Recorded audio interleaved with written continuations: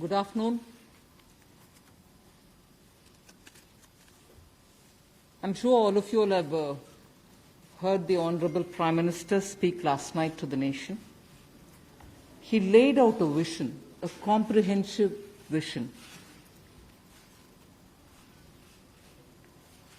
And that vision was laid out after wide and deep consultation with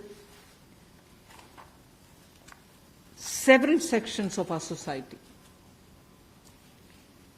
And these discussions were held at various levels, with various ministries, and also gradually taken up to the level of the Prime Minister's office. And the Prime Minister himself has been spending considerable time to make sure that the inputs obtained are given due consideration and they form a part of the package that's being given to the country.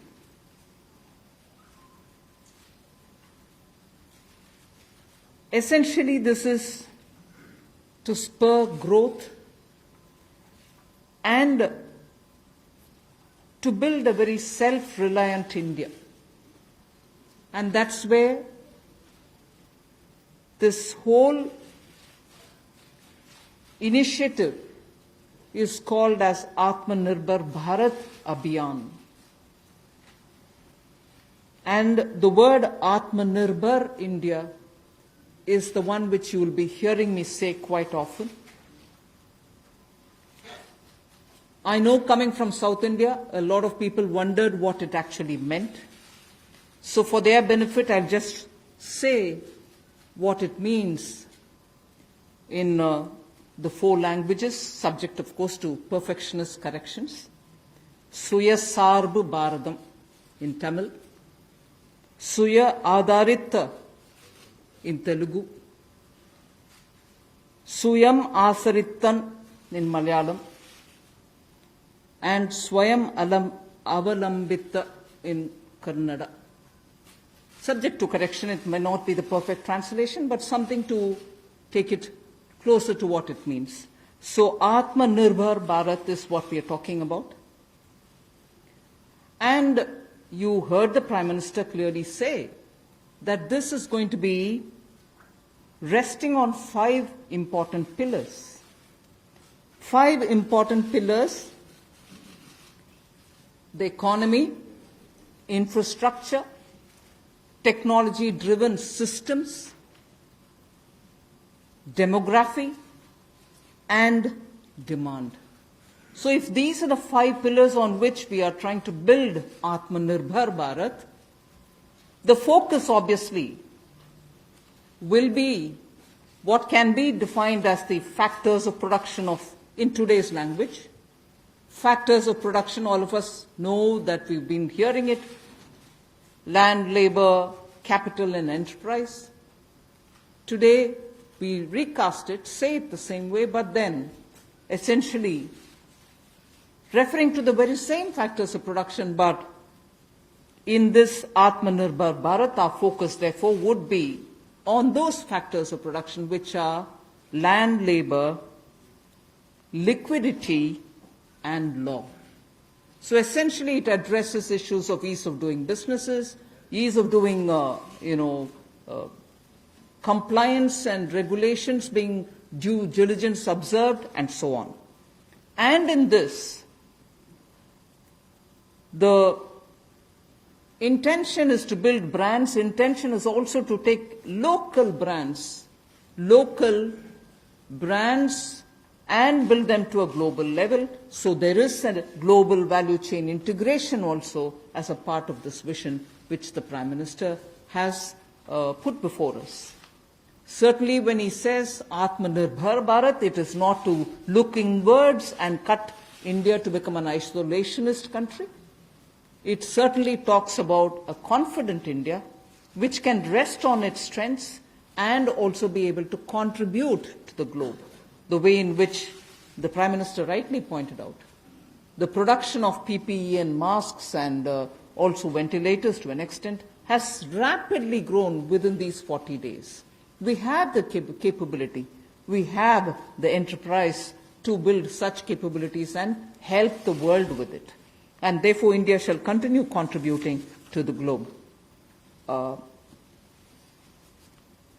You've also been seeing, I'm moving away from Prime Minister's last night's speech, you've been seeing that the government being led by Prime Minister Modi, even in 2014-19 regime, was a listening, was a sensitive, and also was a responding government. And that is why I list before you the various reform-driven steps which have been successfully taken. It's important for us to recall that now. Even as we talk about building a new India, building an India which is going to be Athma nirbhar.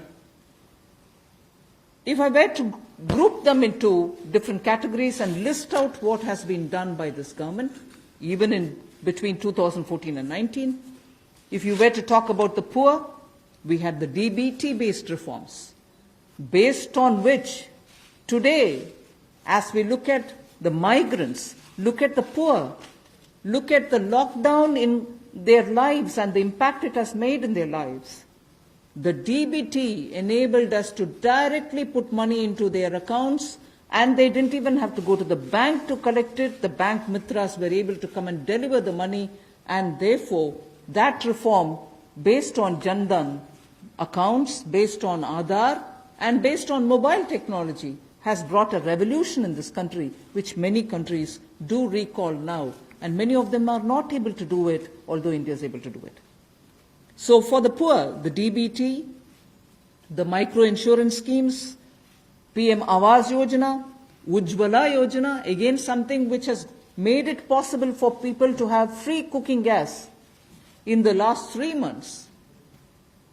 It wouldn't have been possible to reach out to the poor to have their cooking gas given unless the Ujjwala scheme was so successfully implemented. Swachh Bharat Abhiyan and Ayushman Bharat. And therefore, for the poor, during the last tenure, the several schemes which benefited were all reform-driven.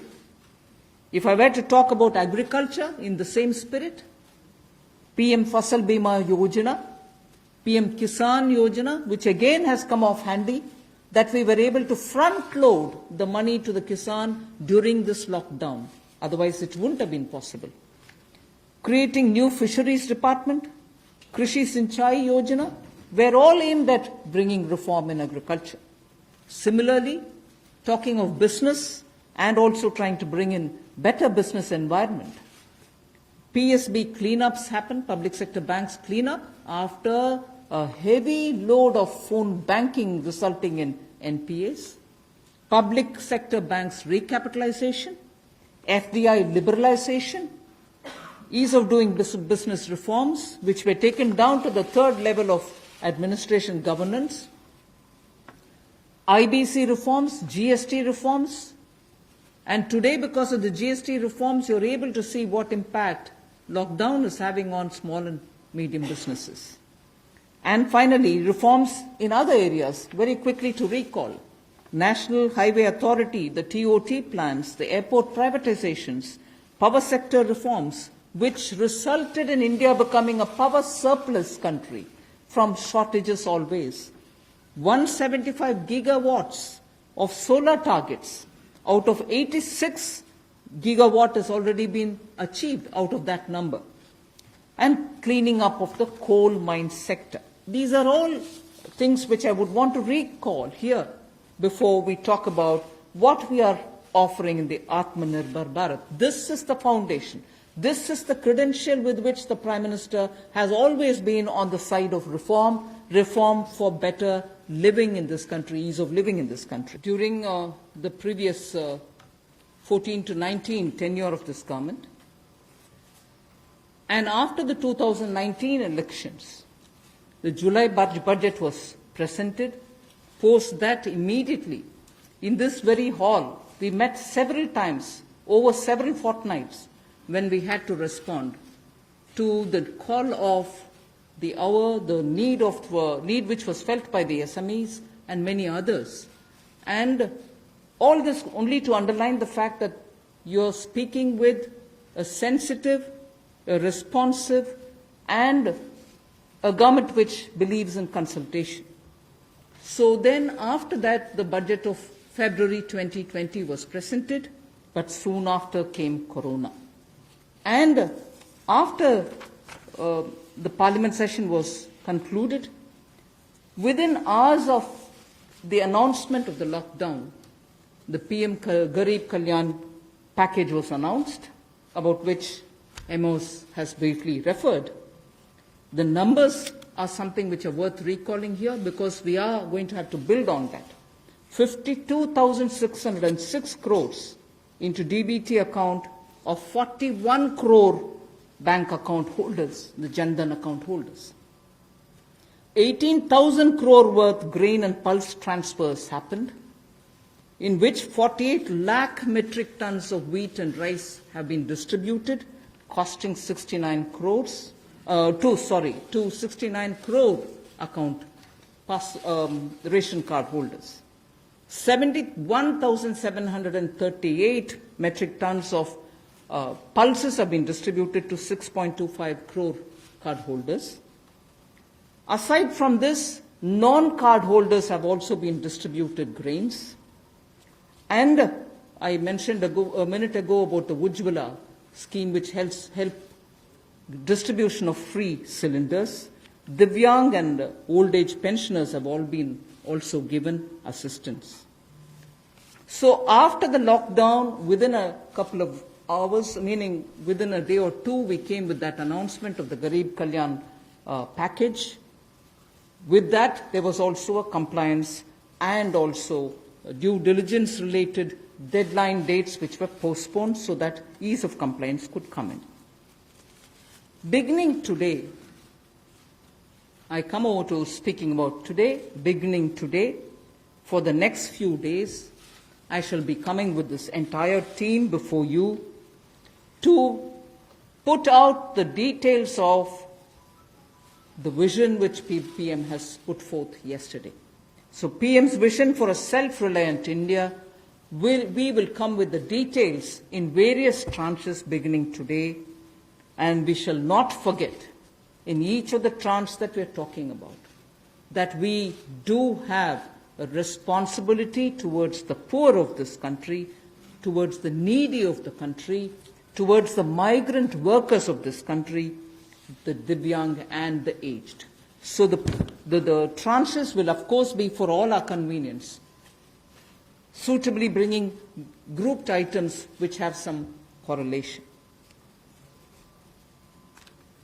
Alongside, you also had the Reserve Bank of India coming up with a lot of liquidity infusion, about which the data which will be shared with you all will go into greater detail about the quantum that they came up with, the LTROs and the TLTROs. I'm not getting into it so that you'll get the data, but we are not going into it. We also ensured, the Revenue Secretary is here, we also ensured that 18,000 crores of refunds through a special drive were given for all the income tax taxpayers. Drawback were also given the payments. So the intention being liquidity should be in the hands of the people.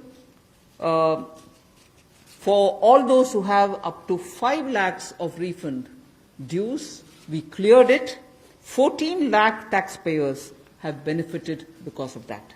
So with that said, today the tranche has about 15 different measures, 6 of which pertain to the micro, small and medium enterprises. कुटीर लघु उद्योग के लिए 6 ऐसे कदम हम उठाएंगे. 2 relate to the Employees Provident Fund. 2 relate to the NBFCs, Housing Finance Corporations, and the MFIs, microfinance institutions. 1 relates to DISCOMs, 1 relates to contractors, 1 relates to real estate, and 3 are tax measures that we have taken. So I'll get into the detail of today's tranche of announcements. I said there are 6 major steps for the MSMEs. The first one, there is a collateral-free automatic loan for MSMEs which is being provided. This will give facility up to 3 lakh crores. 25 crore outstanding for those MSME units for whom 25 crore is the outstanding loan, or 100 crores whose turnover will benefit from this. These loans will have a 4-year tenure, and there will be a moratorium given for 12 months. These are going to be 100% credit guaranteed over as a cover given to banks and NBFCs on principal and interest. So this is going to be available till 31st October 2020. There are no guarantee fees, no fresh collaterals required. So I guess this will benefit 45 lakh units so that they can resume their business activity and also safeguard jobs.